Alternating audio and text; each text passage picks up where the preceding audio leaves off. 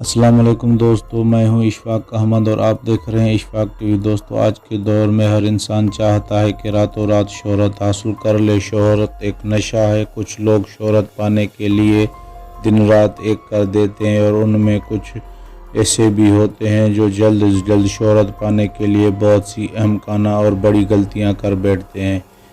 ایسے لوگ اکثر احمقانہ ریکارڈ قائم کرتے کرتے اپنی جان کی بازی تک ہار بیٹھتے ہیں۔ آج کی اس ویڈیو میں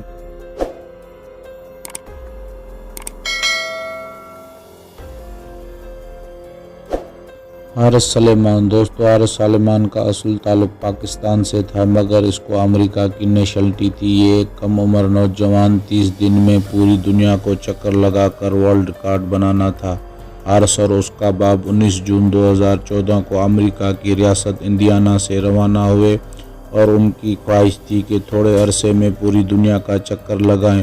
ان کو 42,000 کلومیٹر کا فاصلہ طے کرنا تھا اور یہ دونوں اپنا زیادہ تر سفر طے کر چکے تھے مگر پاگو سے نکلتے ہی ان کا پلین کریش ہو گیا اور ان دونوں کی موت واقع ہو گئی۔ جیسیکا ڈوبروف۔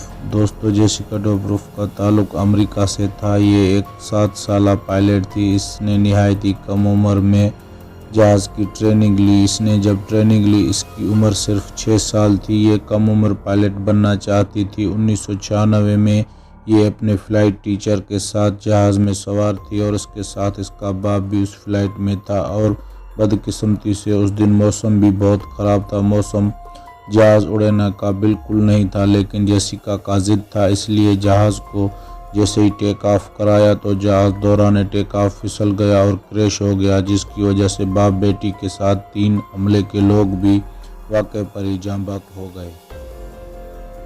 Diana Paris. دوستو، 46 سالہ یہ German sky driver Diana Paris world record کے چکر میں لقمہ اجل بن گئی۔ ڈیانا نے 222 لوگوں کے ساتھ گروپ میں جمپ لگانے کا فیصلہ کیا۔ یہ گروپ دنیا کا سب سے بڑا گروپ تھا۔